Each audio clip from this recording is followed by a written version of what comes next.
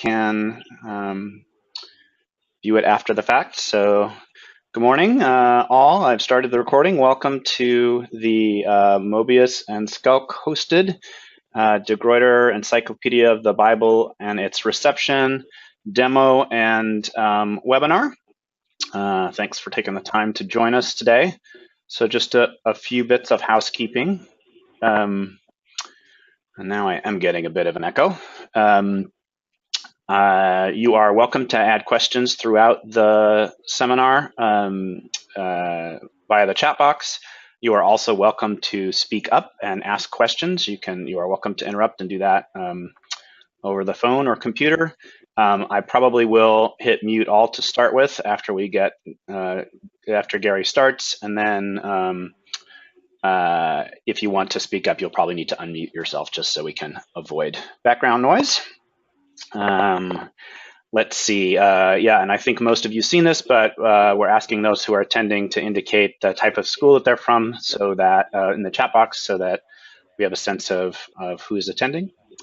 And basically, Gary will do the demo and tell you a little bit about the product. Then if you have questions about pricing and how pricing works, I can address that at the end. So without further ado, I'm going to go ahead and mute all, and then Gary, you'll need to unmute yourself, or I think I can do that. There we go, unmute.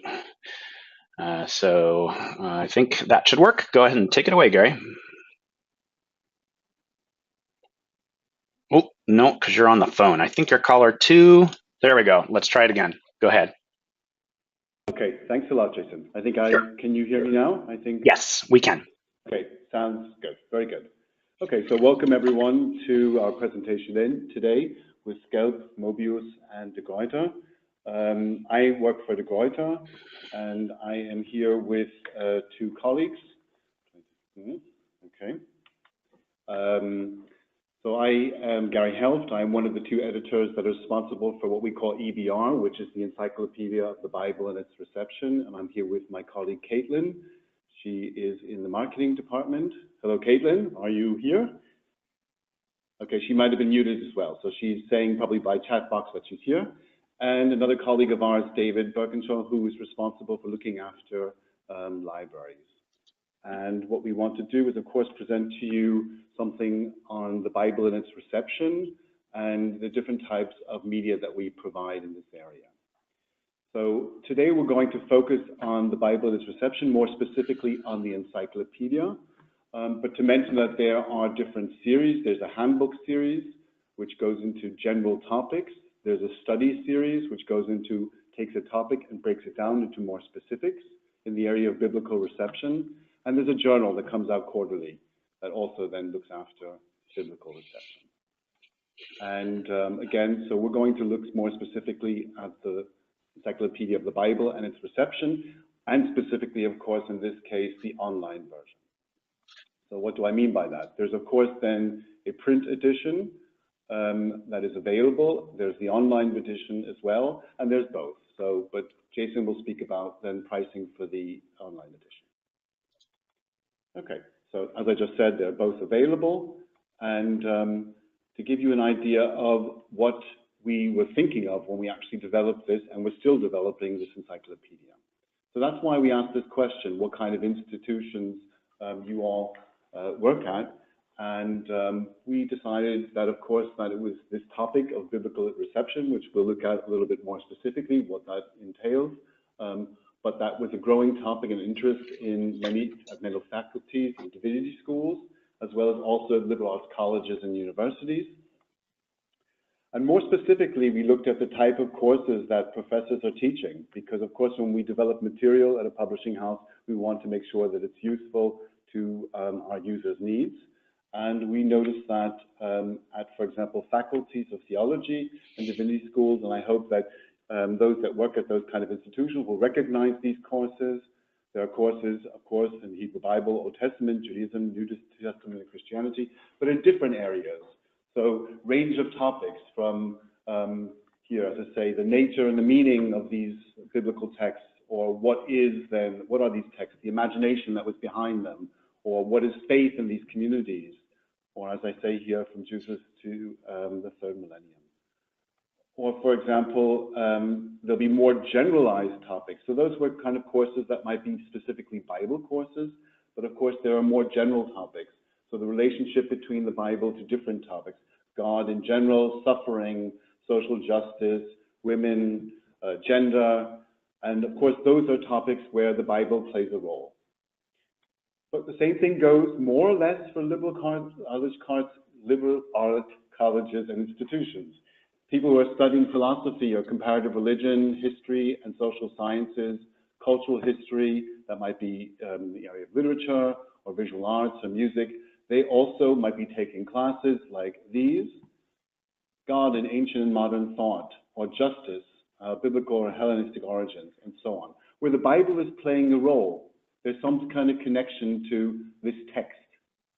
And of course, there might be a popular subject now of study is comparative religion and interreligious dialogue, and there are courses on these subjects as well. So that's what we were thinking about when we started to develop the encyclopedia. And of course, what's very clear to all of us is what is the most read text? Well, of course, it is still the Bible. If you look at the top list of any ranking, what is led in literature, it's always still number one, the Bible, in its different versions. Okay, so that's also one of the reasons that this kind of topic has become a hot topic in institutions, that is in divinity schools, but of course in liberal arts colleges as well, to look at how the Bible has been received in different areas. So of course the Bible has been received over time in different religions, in religions that are not Western religions, throughout history, and also in the different cultural things that people do and develop, literature, visual arts, music, film, dance. This is an idea, as you'll see when we go into a specific article, this is exactly how EBR, and we call it EBR, Encyclopedia of the Bible and Reception, is structured. Okay, so who specifically is it for?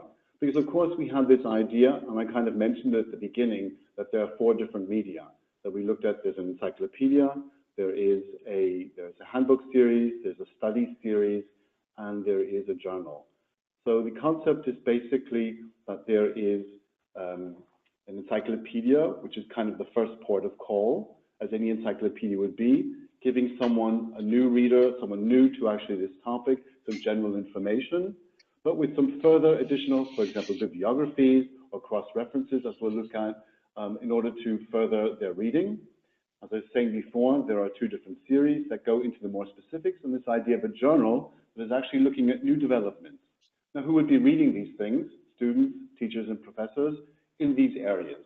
So, of course, more specifically, biblical studies and theology of religious studies, but as I was saying, definitely in the areas of cultural comparative studies, or even things like philosophy, history, social sciences, art history. So if your students are actually studying these things, and these are all general areas, and I'm sure they are, this kind of encyclopedia would be of great use to them. So what could they actually be using them for? Well, as I was just saying, for example, if they have to write a paper and they want introductory information, there's that. Some of the articles, and we'll see some of them in a moment, are very specific on certain topics where you might not find any current information anywhere else, and we've tried to deal with that. It does cover anything that is biblical, so any person, place, or topic that's been mentioned in the Bible at all, and especially if it's been received in culture, will definitely be in the encyclopedia.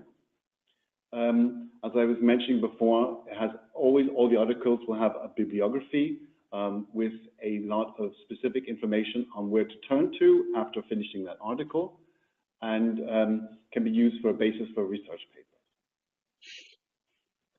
How about professors?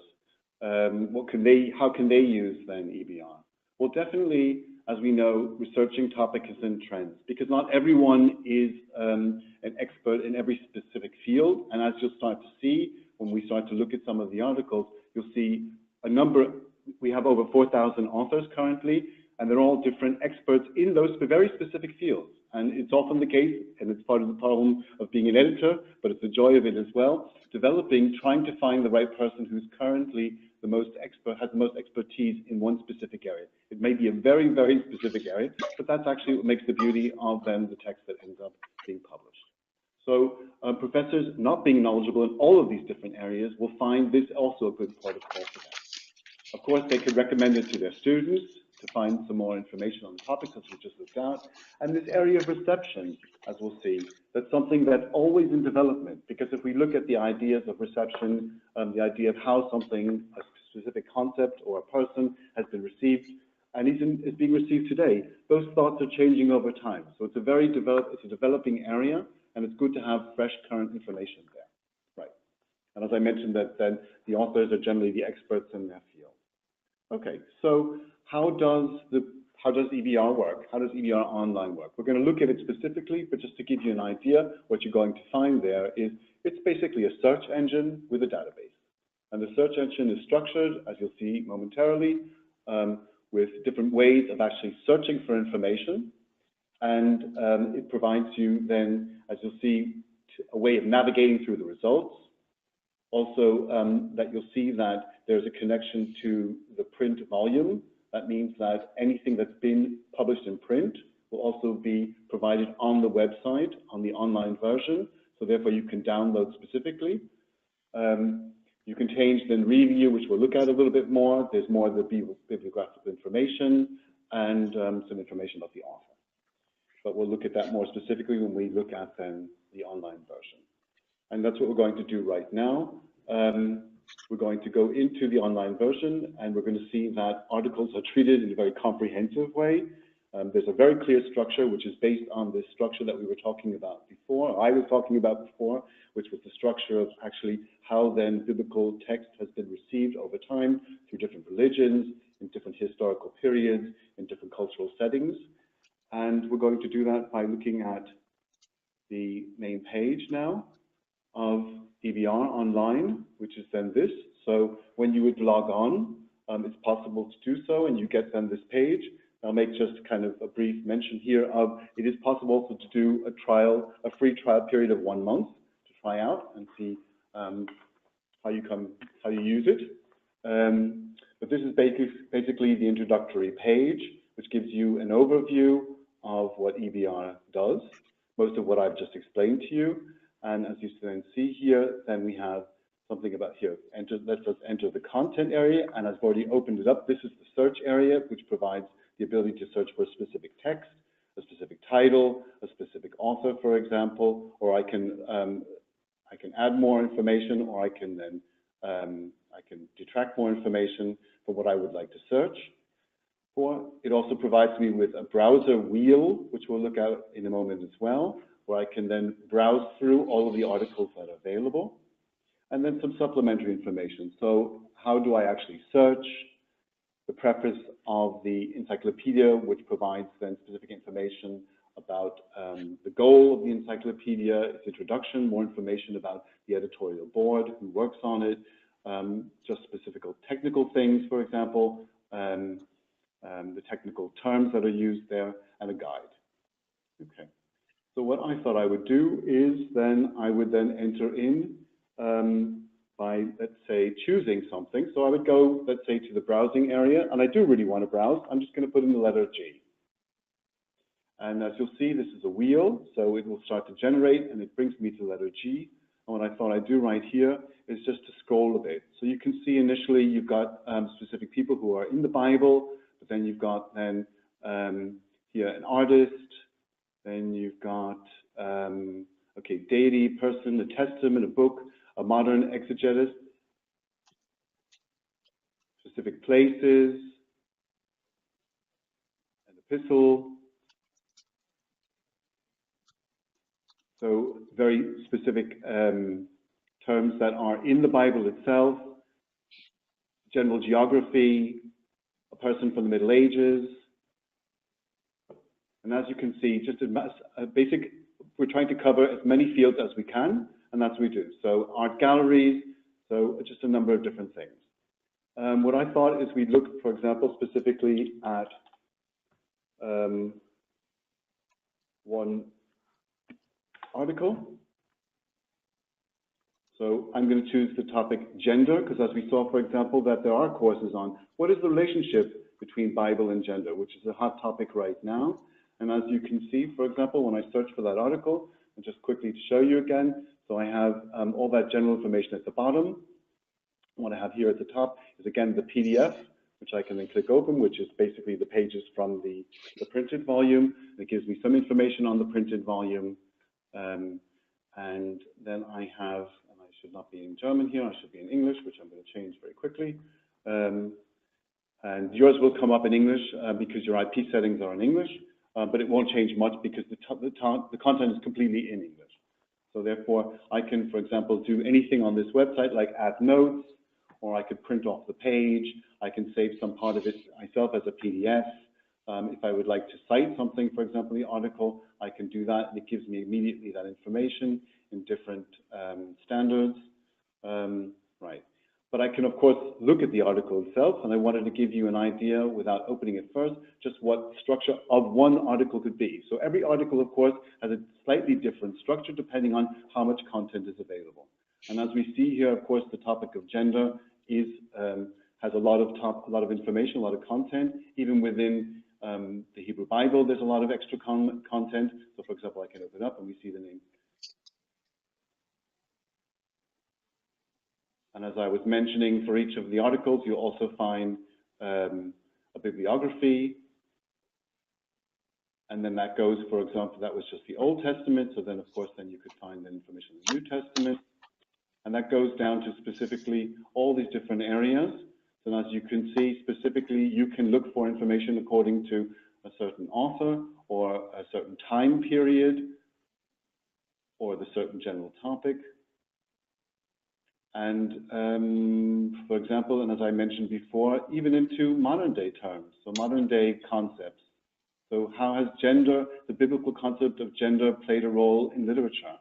And so this article then deals, of course, with that, with citations, and also to modern day film.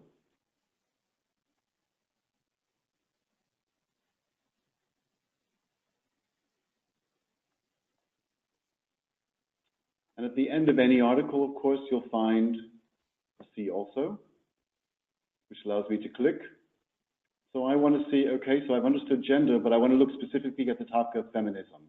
And then it allows me to do that. So I click, and it brings me, of course, then to that topic. What I also could have done, this is another way of doing it, so I could have actually gone through, and I know specifically, I didn't want to browse, I wanted to specifically look for a topic, and I want to say, let's say just the topic, I'll do it again, I'll do the topic of, well, let's see, I'm going to take the topic, I'm going to say Jesus. It's going to take a little while, but I'm going to look for the topic Jesus, and I do search.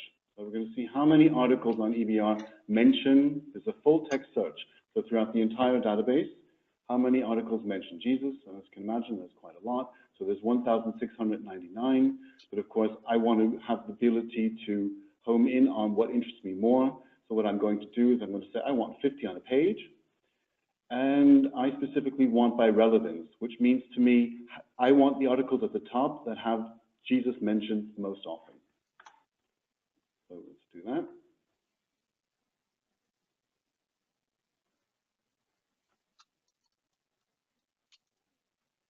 Okay, and I assume the article that's going to come up first is the article, the first article on Jesus. But as you'll see, even the topic of Jesus being so enormous, and there's been so much reception, of course, of the New Testament and Jesus as well, that we're going to find that there are a lot of separate articles as well on them. Okay, so I've taken one that takes a little bit longer because it has a lot of data to look through, but it should be there in a second.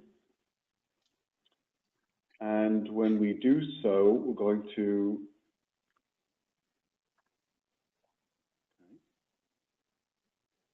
right, okay. Oh, it changed it, sorry, it changed, didn't accept relevance because I must have hit it again, I think. So it's just going to do that, refer to relevance. By title meant was alphabetical. And so it will give me Jesus at the top. And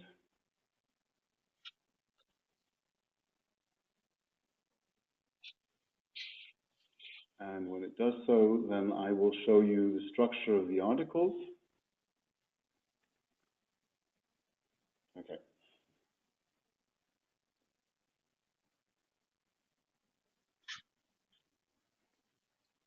Okay. So I'm going to do it this way then. And it will show me the structure of the articles. And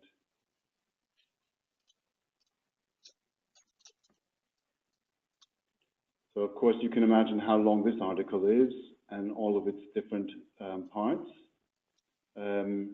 And going into not only, of course, then Jesus in the New Testament itself and the predecessing information in Greco-Roman times, but in Judaism and in Christianity and in Islam, as you'll see. And I didn't even open up the ones on the top, which of course will be enormous articles. But I wanted to show you specifically, for example, in the area even of visual arts, and specifically even then images that we show that give examples. So for example, then here, and these are the ones you will find also in print.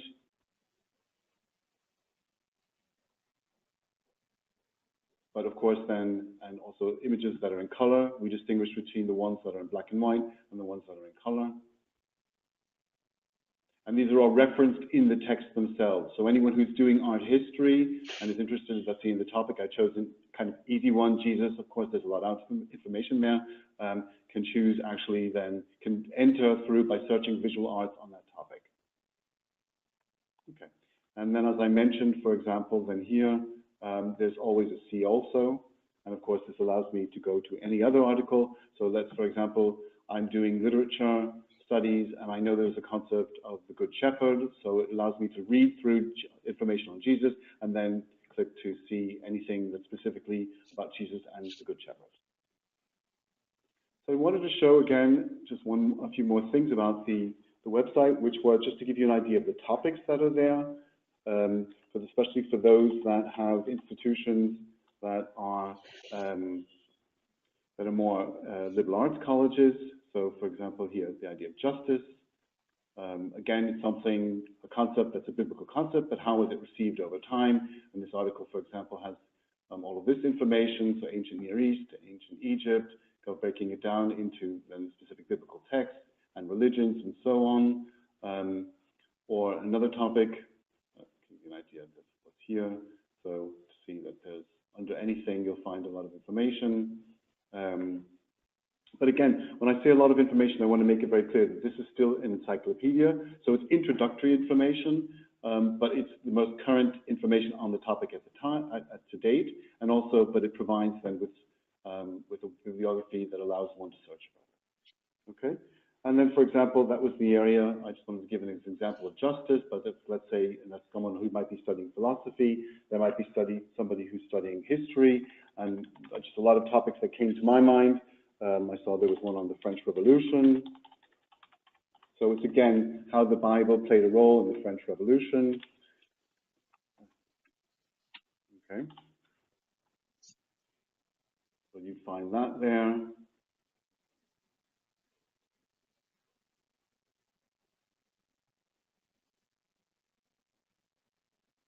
Or there's one on geography, there's one on Hitler, there's one on Lenin. So anytime that something that plays has a role to the Bible. And in the area of culture, without actually showing you all of them, I just was looking before.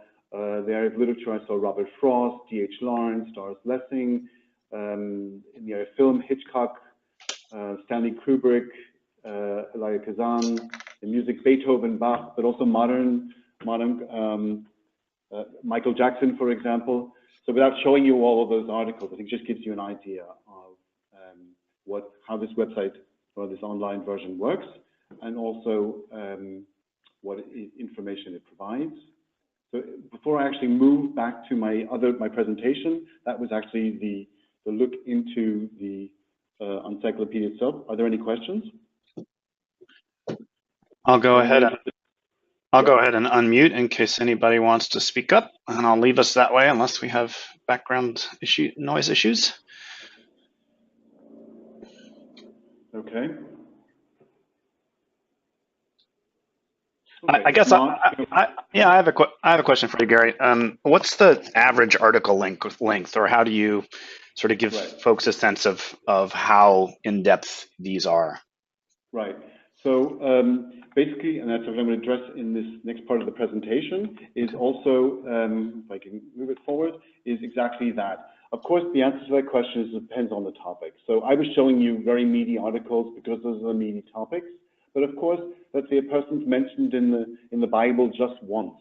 Of course, and we have every single person. So for those of you that know the Anchor Bible, of course, that's actually the basis. That was the initial basis for the development of this encyclopedia, which says that anyone who's actually been mentioned in the Bible, person, place, or word to a certain degree, is also in here.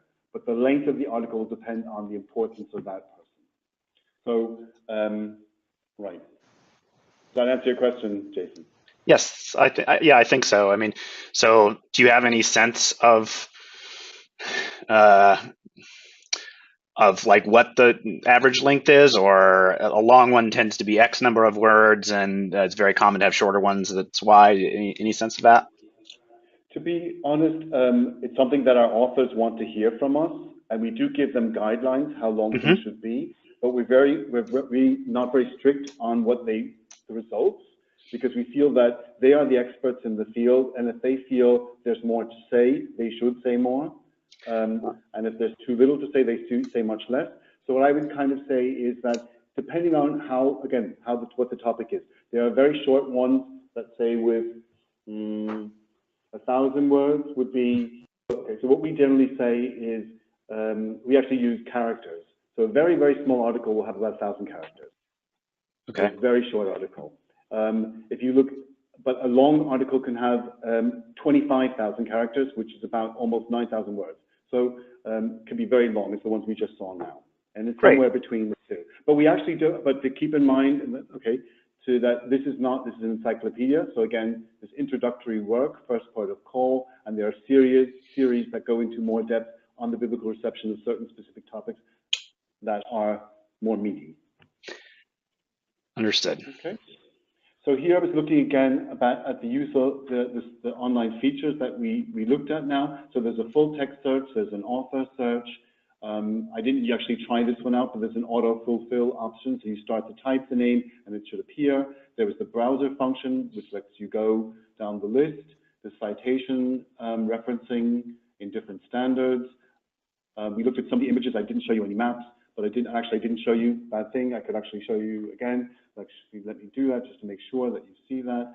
So I'm going to show you just taking this article. So we want to download a PDF to see what it looks like. So that's basically it. This is the way it looks in print, and then you would receive that article. This is a shorter one. This would be a kind of a mid-size article to be. Maybe on the shorter side, but mid to short size article. Okay. But my point here is also to show you that it's rather easy to navigate the system. You're either using the browsing wheel, you're just putting in, or you're scrolling down, or you're putting in a name, or you're using the search function at the top. To give you an idea again, just the different areas that are covered. So the biblical, as we were saying, how it's been received in religious concepts in different religions, throughout history itself, and of course culture being the main point here.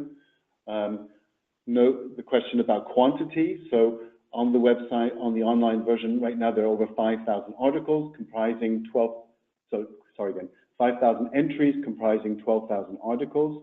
So you would imagine what we saw was Jesus is one entry, and that broken down into all those different articles. And there are about 12,000 of those. And those are currently all of the volumes that are in print now, from volumes 1 to 15. That means from Aaron to Lectio Divina. And a number, I would say about 1,000 articles that are supplementary ahead of print. They will be printed in the next volume, volume 16, to come out this year. But they have been finished and therefore published on the website. And there are quarterly updates of this website. So every quarter there are new articles that have been added. As I just mentioned, quarterly updates, at least 300 new entries per quarter, planned for June, 300 more articles. But the print volume itself will be finished this year in September. And right, and of course the series is a long encyclopedia, it's still in development, so there are 30 volumes in total, and all of that information goes, as we say, periodically, quarterly online, and that's the idea, that we've been printing up to 700 entries per year, and a total of 30,000 articles. Just as I kind of mentioned indirectly, but now more specifically and more directly, that we feel that the quality here is guaranteed by the choice of the authors that we have. They are the experts in the field. So we do have our editors who are also the experts in all of those fields. There are 36 editors that work on this project, each of them looking after one specific area. So they are generally knowledgeable in that area, but they are, of course, then knowledgeable about who specifically is working on what specific topic, and they commission those people if they're willing to write the article. We have a multi-tier peer review process, so all of these articles are not, of course, just written, but they're reviewed by at least 2 to 3 of our editors who are experts in those fields, and we also, as a publisher, have our own quality assurance methods for making sure that the material that we produce is, high quality. And just to say that we've had very good reviews on EBR up to now. Most people, it's a gold standard, because, to be honest, there's nothing out there that does this. That does both then the biblical and its reception, and its reception even to modern day. So throughout history, to modern day, not only in religions, but also in culture. And